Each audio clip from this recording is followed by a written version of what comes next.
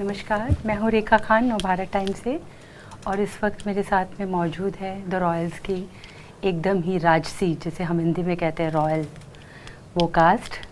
ईशान, भूमि, Kavya, Lisa, Vihaan, मैं आप लोगों का दिल से स्वागत करती हूँ।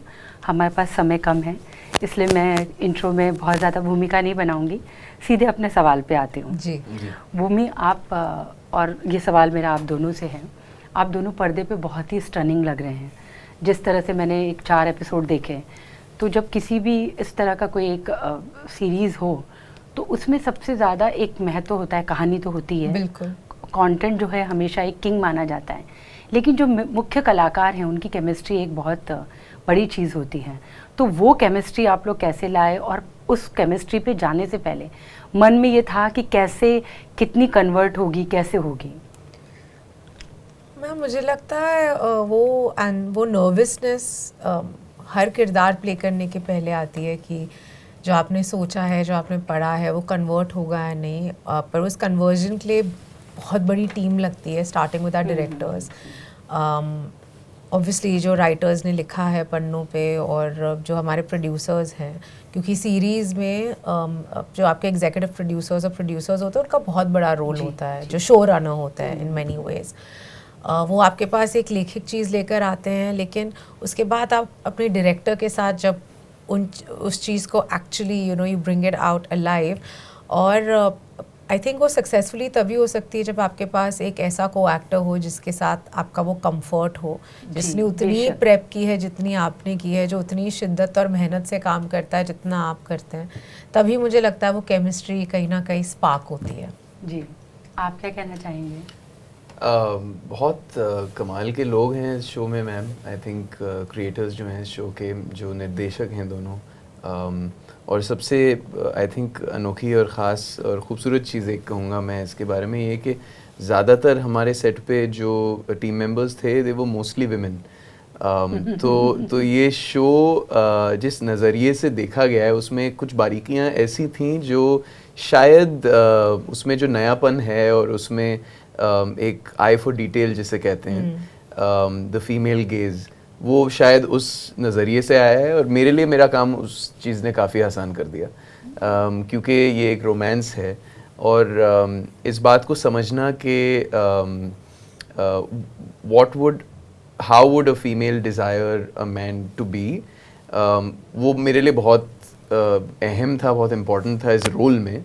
तो उससे मेरा काम आसान हो गया, क्योंकि मुझे दोनों चीज़ें प्ले करनी थी। मुझे आई हैड टू प्ले अबॉरेंट मतलब बिल्कुल ही रिपल्सिव तरह का एटीट्यूड वाला, एंटाइटल्ड घमंडी किस्म का बंदा, और आपको उसका सेंसिटिव साइड में आता है तो पूरा उसका तो जिंदगी बदल जाती है। जी, पर उसकी असलियत में एक सेंसिटिव साइड भी है, और तो उसको समझने में बहुत मेरी मदद की इस चीज़ ने। और अलावा उसके आई थिंक सारे कलाकार बहुत ही अकम्पलिश्ड हैं, और बिल्कुल ही उन्होंने आई थिंक सब ने घोल के पिया हुआ था इसे टेक्स्ट को, क्योंकि सबको बहुत ही मज़ेदार लगा था शुरुआत से। I think this is a very bingeable show. उसमें वो चीज़ है, क्वालिटी है कि आप अगला देखना चाहें कि अब कहाँ जाएगी कहानी। तो सभी एक एनर्जी लेके आए थे इस शो में, और उससे ही केमिस्ट्री बनती है। और भूमि जैसे कलाकार के साथ काम करने में बहुत मज़ा आया, बिकॉज आई थिंक मुझे तो लगता है आज के दौर की सबसे विविध रंगी अदाकारा हम उनको मानेंगे। इतना मैंने उनकी पहली फिल्म से कोई ऐसा प्रोजेक्ट नहीं है जो मैंने भूमिका नहीं देखा होगा। That's lovely। और आज इसकी बात हमारी यही चल रही थी कि आई थिंक एक्टर्स में ख़ास करके हमारी इंडस्ट्री में हम मर्दों को ज़्यादा देखते हैं कि वो फिज़िकली अपने आप को कितना बदल सकते हैं, कितने अलग अलग रंग में दिखाई देते हैं, बट भूमि ने इतना किया है अपने करियर में, and this is another instalment in that in her career. So I think एक नया रंग देखेंगे आप हम सबका, and that's what's been fun about this. बिल्कुल। ये पांचों से है मेरा सवाल। जीनत अमान, जिन मतलब जो इतनी वो रही हैं, ये सवाल नहीं जवाब है मैं मतलब जिनको तो आप लोग को मैं थोड़ा सा एक दो लाइन आप लोगों से जानना चाहूंगी कि कैसा रहा उनको देखना, उनके साथ स्क्रीन मतलब स्पेस आप उनके साथ शेयर कर रहे हैं। मेरे पापा के दो सबसे फेवरेट एक्ट्रेसेस हैं जीनत अमान और भूमि पेडनेकर। वाह। सो उनके लिए ये एक सपना है बिल्कुल। मेरे से ज़्यादा उनके लिए। सो आई वाज वेरी लकी। मुझे तो भरोसा ही नहीं था कि मैं जीनत अमान जी के साथ काम करने वाला हूँ। मुझे लगा कि तो उन्होंने हमें बताया है कि वो होने वाली हैं, लेकिन एक्चुअली असल में शायद नहीं होंगे। Then when she came to the workshops मुझे लगा ये असलियत में ये हो रहा है या बाप फिर रे, चुन्नी काटी आपने कुछ को? हाँ हर दिन मुझे समझ नहीं आया क्या हो रहा है मेरे सामने। फिर वो आए थे, सामने बैठे, बहुत एलिगेंस और ग्रेस के साथ उन्होंने सवाल पूछे। She was just the best thing to happen to the show. और असलियत में वो रॉयल्टी लगती है।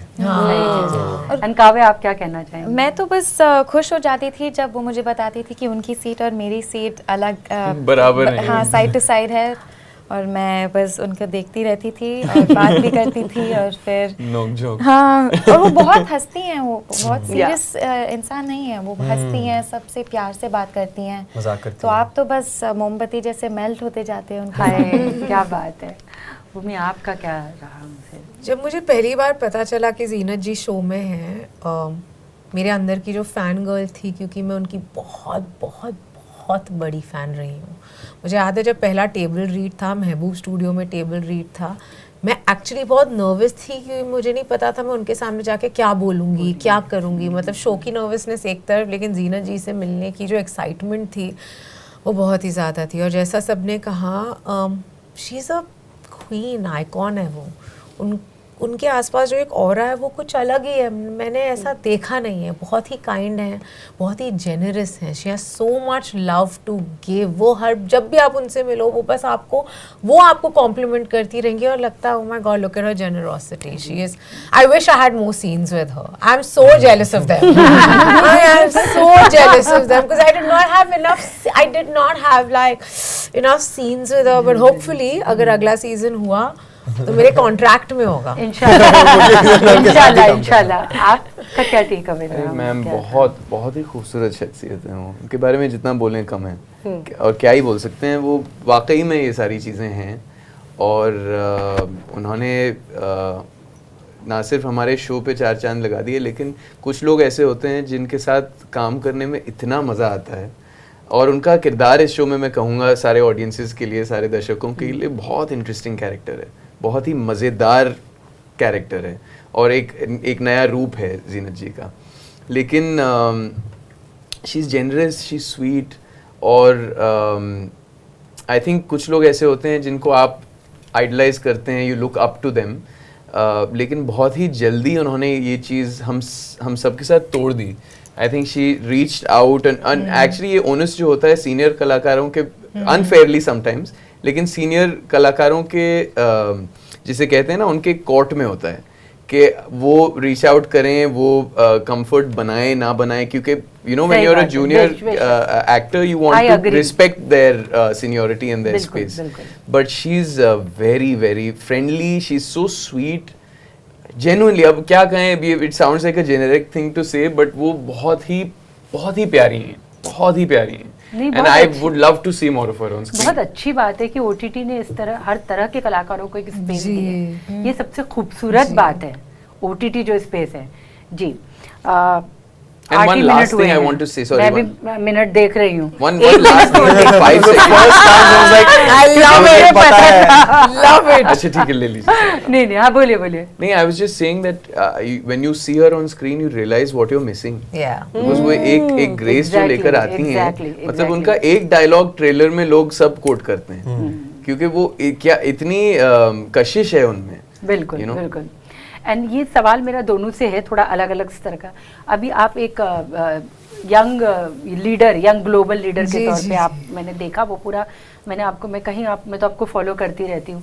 कैसा लगता है कि एक महिला के तौर पे आप न केवल पर्दे पर इतने अलग तरह से आप महिलाओं के लिए आवाज़ उठाती हैं किरदारों के ज़रिए, और एक ग्लोबल मतलब यूथ लीडर के तौर पर भी आप जाती हैं।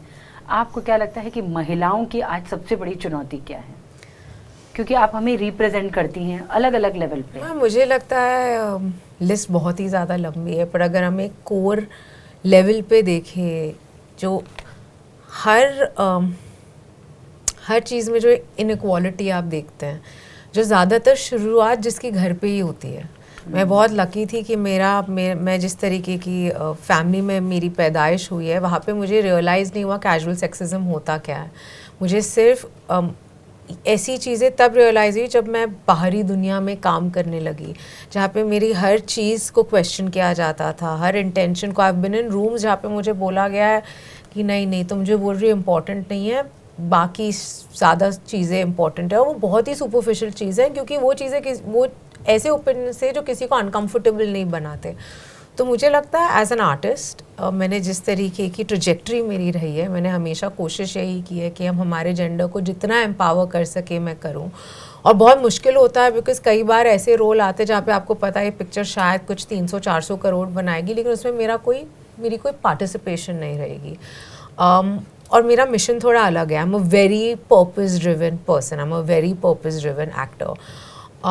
तो जो भी स्टेज मुझे मिले, वो भले यंग ग्लोबल लीडर का स्टेज हो या जो मैं डावोस गई थी, या फॉर्चुनेटली पिछले 2 सालों में इंटरनेशनली मैं बहुत अनेकों अपॉर्चुनिटीज़ मिली है मुझे, जहाँ पे मैंने हमारे देश को not as an actor represent किया है।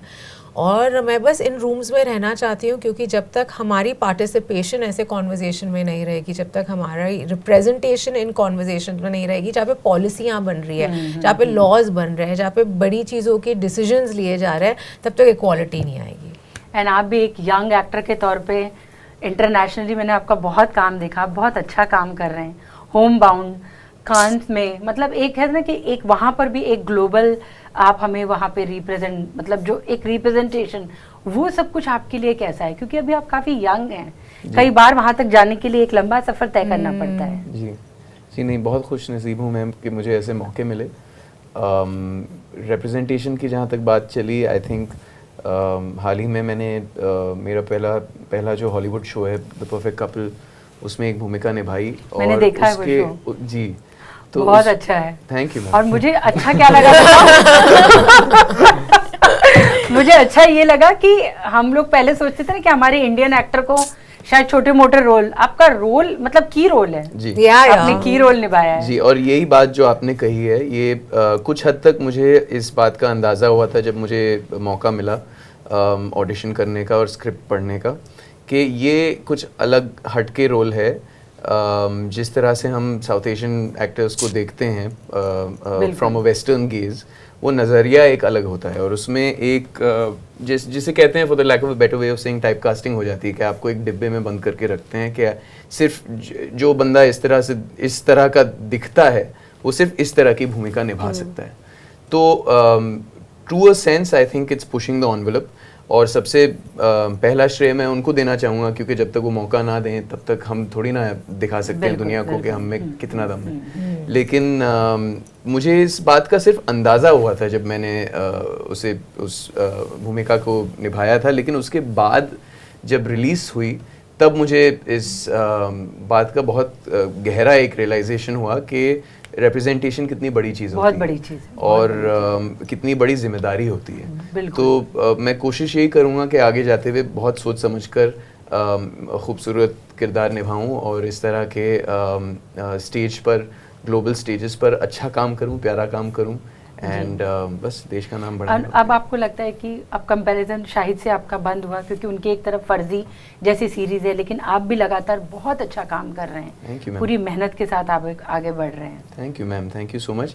देखिए, मैंने कभी इस बात से एतराज़ नहीं किया है, क्योंकि वो मेरे बड़े भाई हैं और मुझसे 15 साल बड़े हैं। मैं उन्हें देखकर बड़ा हुआ हूँ, उनसे मैंने इंस्पिरेशन लिया है, प्रेरणा ली है। तो मुझे इस बात का कोई एतराज़ नहीं है कि कोई कंपेयर करता है, ये नेचुरल सी चीज़ है।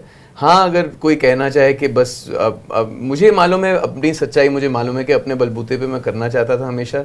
मैं बहुत खुश नसीब हूँ, मुझे ऐसे मौके मिले और मैंने मेहनत की, और आज मैं जो करना चाहता था, जहाँ होना चाहता था, मैं अपने दम पर हूँ। तो और ये बात मैं सीना फाड़ के खुशी से कह सकता हूँ, क्योंकि सबसे पहले इंसान वही रहेंगे जो ये बात। भूमि, मैं आपसे जानना चाहती हूँ, मैं आपको मिली थी दम लगा के हाइशा में, हाँ जी। और हम यशराज में मिले थे। जी बिल्कुल याद और है। आज अब जिस तरह से एक है ट्रांसफॉर्म हुई हैं, तो मैं ये आपसे जब कोई ऐसा मतलब मेल एक्टर कोई 6 पैक ऐप बनाते तो इतना होता है यार, उसने 6 पैक बनाया, क्या ट्रांसफॉर्मेशन है, मतलब कितना ज़्यादा हो हल्ला होता है। लेकिन जब एक आप जैसी एक्ट्रेस हैं तो आप थोड़ा सा यहाँ पर आपको लगता है कि मतलब हमें थोड़ा सा, हम फीमेल को, मैं एज अ फीमेल एक्ट्रेस ही कहना चाहूँगी, एज अ लड़की थोड़ा सा उतना ज़्यादा हमारी उपलब्धियों को उतना ज़्यादा नहीं महिमा मतलब नवाजा जाता है, या उस तरफ उतनी बात नहीं होती है। मैम बिल्कुल जो आप कह रही हैं 100% एकदम सच्चाई है इस बात में कि हमें थोड़ी और मेहनत करनी पड़ती है वो प्लेटफॉर्म और वो स्टेज और वो रिकग्निशन के लिए। पर दम लगा के आयशा के लिए भी एक किरदार था जिसके लिए मैंने अपनी छवि बदली थी, ये भी एक किरदार है जिसके लिए अब मैं ऐसी दिखती हूँ। हो सकता है कुछ महीनों में जब अगली चीज़ पे हमारे के लिए हम मिले, जब इंटरव्यू हो, तब कोई और भूमि मिले आपको। मेरा करियर ही वैसा रहा है। पर मुझे लगता है मेरे पास और बहुत सी चीज़ें हैं जिन पे मैं शोर मचा सकती हूँ, तो ये तो मेरा प्रोसेस है। बिल्कुल। और मतलब वो ज्यादा मुश्किल चीज भी है ना, to put on weight as opposed to. नहीं, वो पुट ऑन वेट तो depends. मुश्किल नहीं है, Put on weight तो ये लकी है। नहीं, मैं कह रहा हूँ चढ़ाना मुश्किल नहीं, ये नहीं कह रहा हूँ। मैं कह रहा हूँ कि एक अनहेल्दी स्टेट में रहना और इतने समय के लिए, मैं जानता हूँ कि आप for you also how difficult. मतलब मैं was तो इसके very लिए tough. 2 एक्ट्रेस, एक इनको एक विद्या जी को, मतलब मैं उन्होंने जो डर्टी पिक्चर के लिए मतलब अपने आप को इस तरह से पेश करना, मतलब हम आम लड़कियां नहीं कर पाती। बिल्कुल बिल्कुल, बहुत करेज की बात है वो। जी जी, वो तो बहुत ही उम्दा कलाकार है। चलिए, आप लोगों ने देखा कि मेरे पास तो सवालों का एक जखीरा है, लेकिन समय कम है, और मैं बहुत शुक्रिया आप लोगों का अदा करना चाहूँगी। आप लोगों ने मेरे तमाम सवालों का बहुत ही सब्र से जवाब दिया। आप लोगों को बहुत सारी शुभकामनाएं। Thank you, best of luck. Thank you.